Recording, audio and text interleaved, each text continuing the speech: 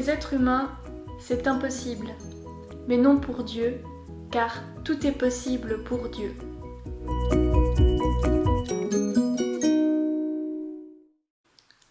Croire malgré tout, croire malgré la tristesse, le désespoir, les maladies, les pandémies, la mort. Croire, ça peut parfois nous paraître absurde, contre-productif et même impossible.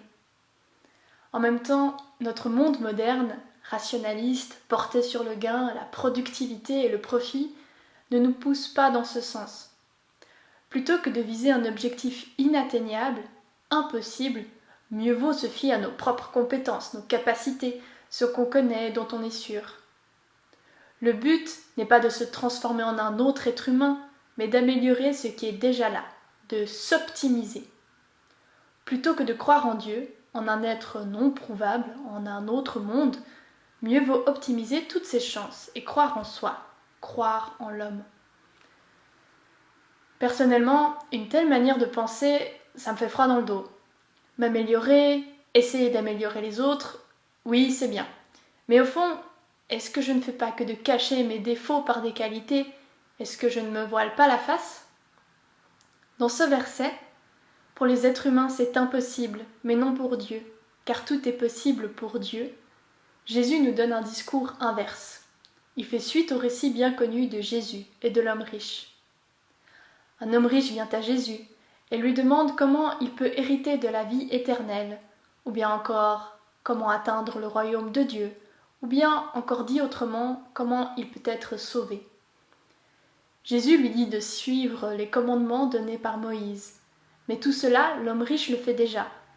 Oui, il s'est déjà amélioré le plus possible selon les critères de son époque. Il s'est optimisé, il a suivi les règles du jeu le mieux possible. Sauf que Jésus lui dit d'autres choses. Vends tous tes biens, donne aux pauvres et suis-moi.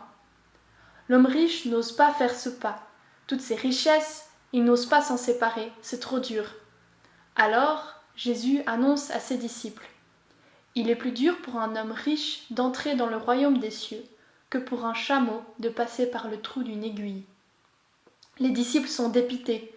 Cet homme si optimisé, riche, qui offre l'aumône, lui, il ne peut pas aller au royaume des cieux. Qui alors?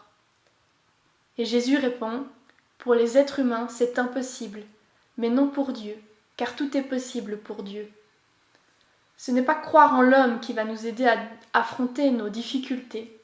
Ce n'est pas être raisonnable, croire à ce qui est possible. Le message de Jésus rejoint le message de Noël. Ce n'est pas suivre les tout-puissants qui va nous transformer, nous amener à la meilleure version de nous-mêmes. Ce n'est pas être raisonnable, c'est croire qu'un petit enfant peut transformer sa vie. C'est croire en un impossible, en le non raisonnable. C'est croire que Dieu peut tout faire si seulement je le laisse faire.